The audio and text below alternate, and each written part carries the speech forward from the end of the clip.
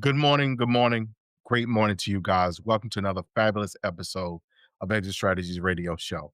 Hey, I am your host, Corwin J. Millett, broker and owner of Realty Low Country Group in beautiful North Charleston, South Carolina.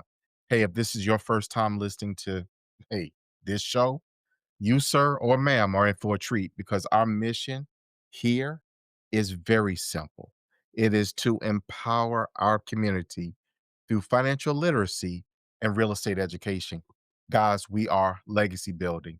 That is what we do. So I'm super excited. I'm super stoked about today's show, but I got to give a shout out to those who listen to us faithfully from one end of town to the other. And for you guys that are tuning in, if you will, from around the globe, you all humble me with your commitment and your connection with our show. So I want to say thank you from the bottom of my heart. Elder and Pastor Vanderbilt Evans Sr., you know, if I don't put that senior on that thing, that dude will jack me up. My mom out there in Monkey's Corner, hey, love you.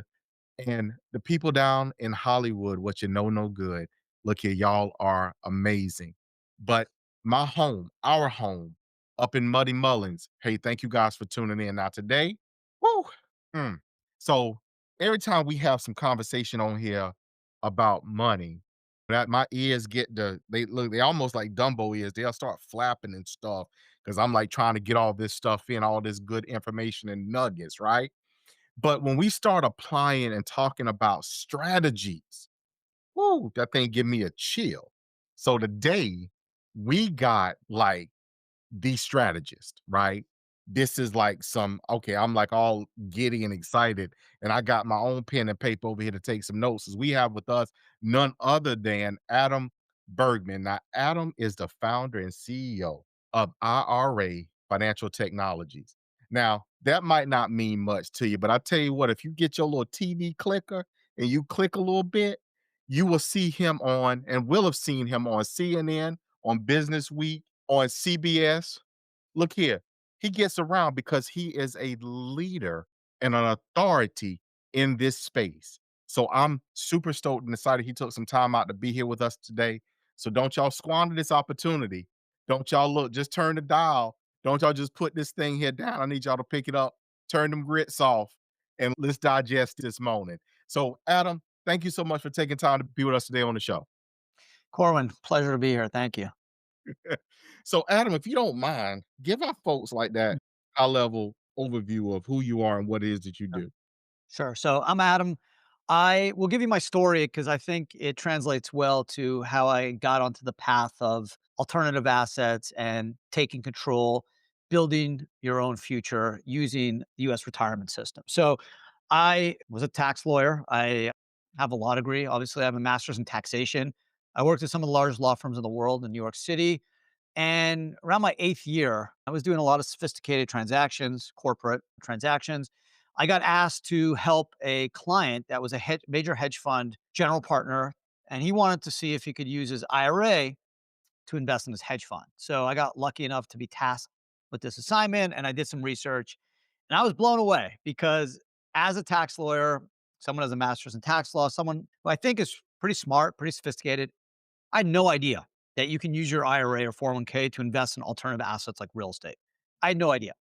So I was blown away and I saw this as my calling. I can use my tax background, my law degree, and my flirtation with just taking control, freedom, being like a libertarian. And I stopped practicing law, started IRA Financial, and fast forward 15 years later, we have over 25,000 accounts, 4 billion in assets, and my passion is helping educate people on the power of the US retirement system. It's people don't realize, but it's rigged in our favor. This is how smart people get rich. Unfortunately, I always give this example. I went to a good university. I went to a good law school. I have a master's in tax law. I did not take one course on how the retirement system worked. I didn't take one course on compounding returns, how money that is not subject to tax will grow faster. The rule of 72.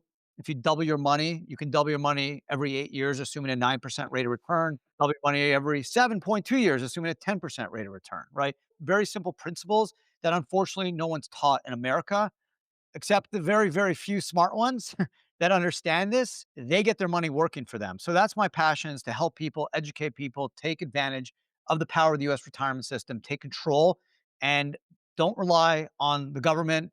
Create your own luck and use the retirement system to do so. So, Adam, thank you for that. And that, look here. So, again, I'm all giddy. So, listeners, look, if I start fumbling or stumbling with my words, I need y'all to understand because Adam is talking my language, right? So, one thing that you touched on there is that this information isn't everywhere. It's available. Don't get me wrong. And there's an old adage, if you want to hide something from somebody, you put it in a book. But short version is it's available, but people are just not plugged into it. So, was this an accidental stumble for you? Or was it like, okay, well, look, I just hadn't looked, but okay, oh wow. And then this set you on the path. It was kind of a mixture. It was an accidental stumble for sure. I had no idea about the power of alternative assets and retirement account. I was of the belief, my father always said, "Hey, listen, whatever you do, just max out your 401k. It's just Hmm. the smartest way to save because it's not subject to taxation as the money grew." So I understood that principle, but I never really truly understood compounding returns, the rule of 72. And then when you apply it to being able to invest in things you trust, like real estate, right? Things are Hmm. going on in the world. There's tariffs, there's trade wars. The stock market goes up and down every day. No one understands what's going on. But real estate, I know, first of all, it's a hard asset. I can touch it, I can feel it. And no matter what happens in this trade war, I know I can always rent out my Airbnb or my apartment I own in my IRA, and I can generate tax deferred income as well as potentially tax free appreciation when I sell it. For me, it's diversification. If you look just recently, Larry Fink, who's the CEO of Blackstone, which is BlackRock, which is the largest asset manager in the world, he said he believes every private investors should have 20% of their assets in private investments like real estate or private businesses. Wow, wow. So alternative investing, self-directed IRA. So matter of fact, let me kind of back up and take this as an opportunity, Adam, for you to give a definition or define those two terms. So if Yeah. you don't mind, tell our listeners what that actually means. Yeah, it's a great question, actually. A lot of people get confused. So IRAs, I'll just give everyone a kind of a quick history lesson because I'm a history buff. I think it's easier to understand where we are today to go back and understand context. 1974, ERISA created IRAs and 401ks. Before that, no one really saved for retirement except if you worked at like large corporations like Ford. They had Hmm. defined benefit plans. So 1974, IRAs, 401ks were created. The idea was to let people take more control and save for themselves so they don't become a burden on the government. So Hmm. the tax code, when it addresses IRAs in section 408, section 4975 of the tax code, it doesn't actually say the word self-directed IRA. There's no distinguishing between an IRA and a self-directed IRA. Okay. All it mentions is IRA. So a self-directed IRA, all it is an IRA, same tax rules as an IRA, Roth IRA, SEP IRA, simple IRA. The only difference is it allows you to do alternative asset investments. So if you go to Fidelity or Schwab or Vanguard, Bank of America, they'll give you an IRA, but they're only going to allow you to buy what they sell stocks, Hmm. mutual funds, ETFs, which is, of course, their right. That's Hmm. how they make money. That's their business model. But companies like IRA Financial, we're true self directed IRA providers. We don't sell investment advice, we don't sell product. All we do is we unlock your money in a tax efficient manner and allow you to invest in what the IRS allows you to do, which is essentially everything but three things, right? The whole beauty of a self-directed IRA is you can do any investment you want except three things. That's it. What are those three things? One, life insurance. You could in a 401k, just not an IRA. Number two, collectibles. You can't buy art or like baseball cards, comic Hmm. books.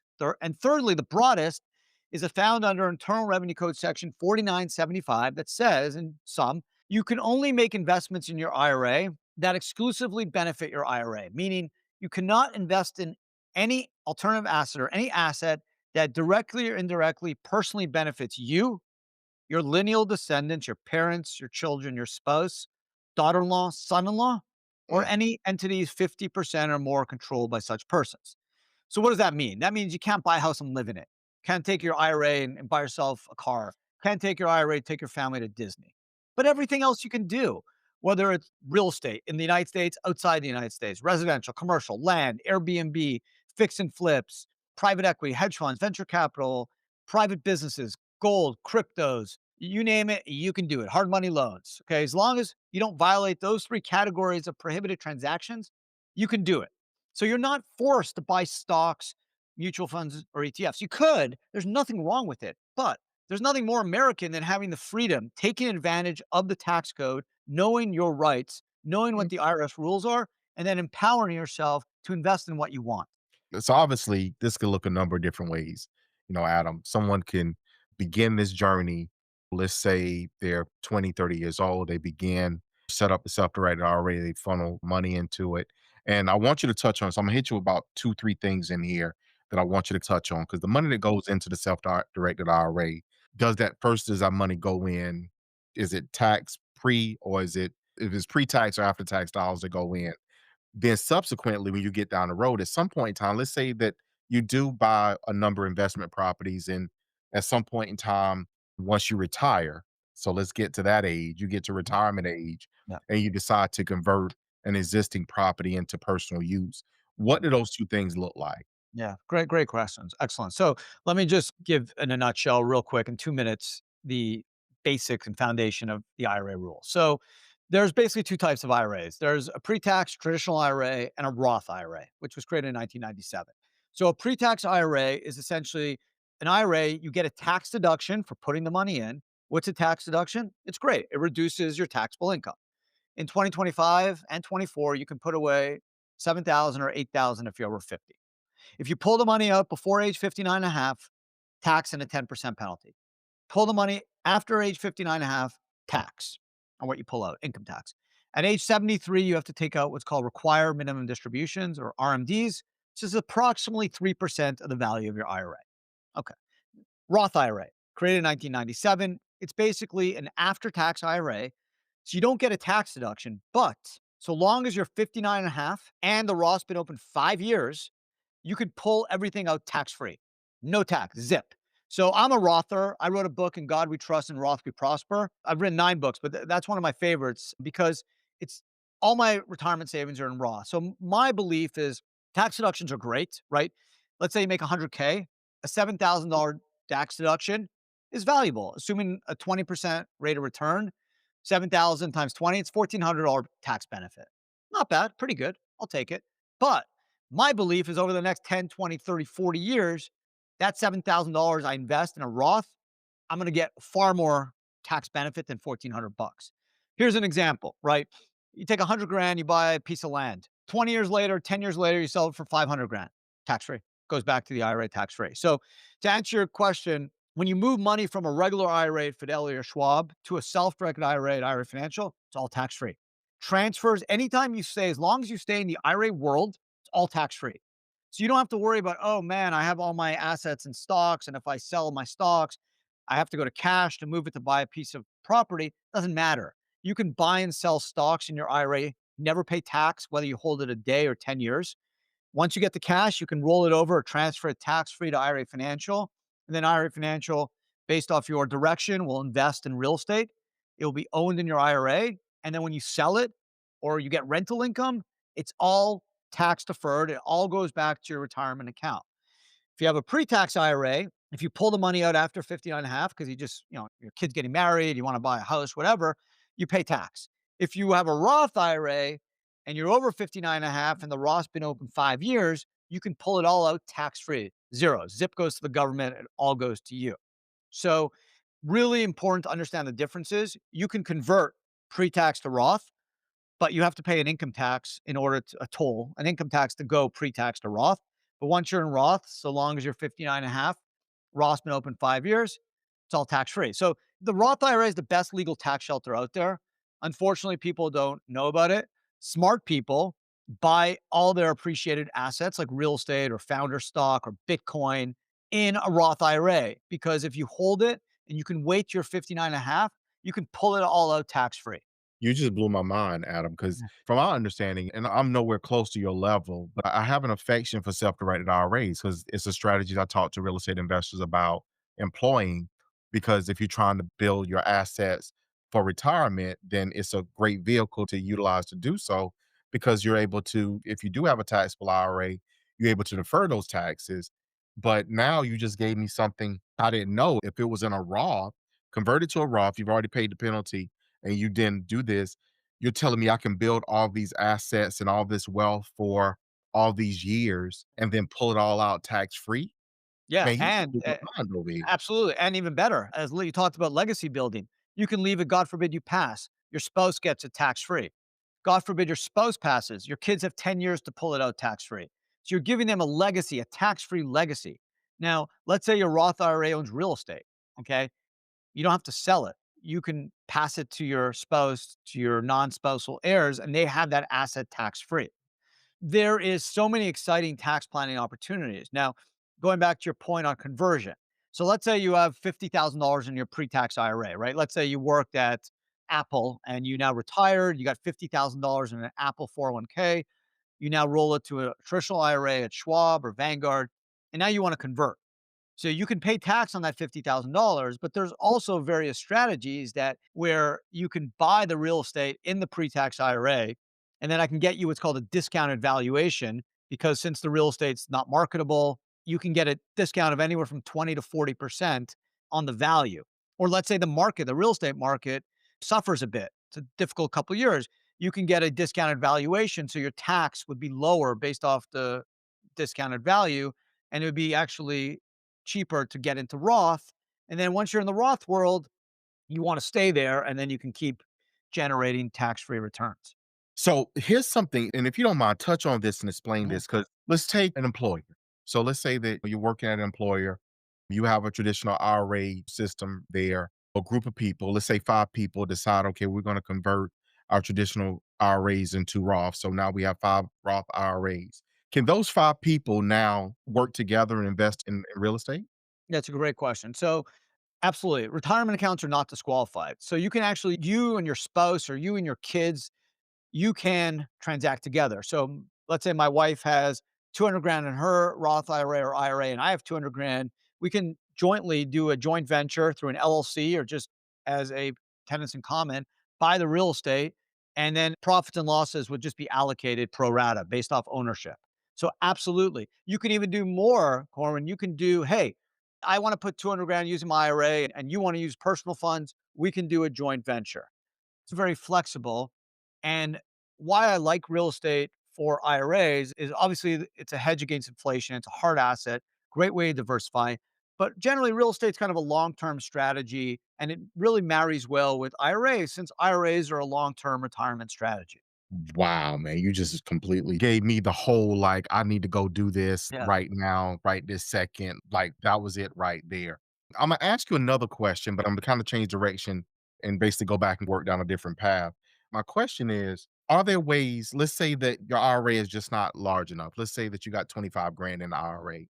Are there ways to leverage that so that you can either participate in the transaction? So we did talk joint ventures. I know that's one way, but is there a way to leverage into a larger transaction using a loan or something? Can you do that with an IRA? Yeah, so another great question. So there's two rules you need to consider if you want to use leverage or a loan to buy real estate. So here's an example. I have 100K in my IRA and I need to borrow 100K to buy an apartment, a unit to Mhm, rent out. So the first rule is the loan must be non-recourse. What does that mean? A non-recourse loan is a loan you do not personally guarantee. mm. Why? Unfortunately, under section 4975, which I mentioned, the prohibited transaction rules, an IRA owner, me personally, I'm a disqualified person, I'm not allowed to personally guarantee an obligation on my IRA. So it has to be a non-recourse loan. And then the second thing, unfortunately, with an IRA is there's something called a UBIT tax, unrelated business income tax, which could potentially tax net profits associated with real estate based off leverage. So there is workarounds. There's a way to, if you use the 401k, for example, let's say you're self-employed, I could set you up with a solo 401k and you get around UBIT. You still Mhm. have to use a non-recourse loan, but there's an exception to UBIT for real estate if you use a 401k versus an IRA. There's also ways I can set up a corporation to block the UBIT. So there are ways to get around it, which is why it's important to work with experts. But using leverage in real estate is unfortunately one of the pitfalls that people get into. They don't understand the rules. There's no reason the UBIT rules actually should apply to IRAs. They were put in the tax code in the 1950s to apply to like charities that do unrelated business income. For example, like a hospital that has a gift shop, that's unrelated business income. But for IRAs, unfortunately, it shouldn't apply since IRA's exempt purpose is to grow. These rules shouldn't apply. It's the way it is. Unfortunately, Congress made so that these rules do apply. So That's the thing. You have to take into account it has to be a non-recourse loan, and number 2, you gotta consider UBIT, but it is possible. So I love that. I mean, the fact that it's possible should be enough to get someone over the hump and the hurdle. So let's touch on, I'll say maybe a parallel track to what we've been talking about. So we're going to come over a little bit because my imagination says, Adam, there has to be like holes that people have stepped in along this path. So the pitfalls, if you will. What are those? What should people be watching out for that may seek to employ this strategy? The first thing, like any investment, do your diligence, right? Know who you're investing with, understand the economics of the deal. If something just doesn't make sense, ask questions. Number 2, you want to work with the right IRA custodian. There are lots of different IRA custodians like IRA Financial. We are very committed to like flat fees. We don't believe in charging asset valuation fees. And that is something to consider because over time, your IRA is going to go up in value. It just, if you look at the last 100 years, the S&P 500's averaged about 10%. Real estate, you'll probably do better. So your account's going to grow over the next 10, 20, 30 years.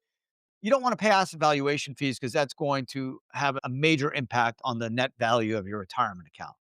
And then the things I just mentioned, prohibited transactions, you don't need to understand these rules, right? That's why you'd work with a company like IRA Financial or another self-directed company that will help you. They'll partner with you. They'll navigate these rules to make sure what you're doing is not prohibited. Like our compliance department reviews each investment to make sure it's not prohibited. And then the last pitfall is this UBIT, which is an ugly four-letter word, which kind of rears its ugly head sometimes. You want to make sure you work with the right team that could at least spot the issue and help you navigate it so you can generate the most tax efficient return possible. Utilizing some, I'm kind of going to reset us to an extent here because I really want our listeners to really understand this, which is with a self-directed IRA, as long as it is, as long as it's not violation, or I forgot the term you just used, that it's as long as it's not allowed usage, you could pretty much invest in anything. So you could put into a business. Let's start there. Adam, can someone take their self-directed IRA and leverage that to start their own business? Yeah. So, a couple things. Yes, if you own less than 50% of the business is not disqualified and you can use your IRA to invest in the business. Here's a couple of great examples. Peter Thiel, who is a brilliant billionaire, he founded PayPal. He was one Mhm. of the founders of Palantir, it's a publicly traded company, and he was the first investor into Facebook. So what he did, he's got his Roth IRA is worth over $4 billion. Okay. He's a brilliant guy. He just started this in the late 90s. So he hasn't been doing this a long time. He started PayPal with Elon Musk and a few other entrepreneurs. He took about 2,000 bucks. That's it. About less than 2,000 bucks, around $1,700. He invested in PayPal stock. He owned less than 50%. He paid fair value for the stock because it was a startup. He paid par value, which was like less than a penny a share. And within a year and a half, he turned that into $27 million tax free. He then put 500 grand into Facebook. He was the first investor. 500 grand in a Roth IRA. Within I think 5 years, he turned that into almost $400 million tax free. Okay. So I'm not saying we're going to be Peter Thiel's. I'm not as smart as him. But yes, you can start a business if you own less than 50%, put it into a Roth IRA. You can shelter all the gains from tax. Now, what happens if you're going to own more than 50%, right? You're starting a restaurant, you and your wife, and you're going to own more than 50%. There's a strategy known as ROBS, Rollover Business Startup Solution, that will allow a 401k to own a corporation. So not an IRA, but a 401k to own a corp. And then you could use your retirement money tax free to invest in that corp and own more than 50%. So there's lots of strategies. That's what tax lawyers do. We navigate the tax code to make sure there are strategies. And unfortunately, that's why I'm excited to talk to all your listeners because it's unfortunate, but guess what? The rich people that could pay a lawyer 1,500 bucks an hour, they get access to these strategies, but most Americans don't, which really bothers me.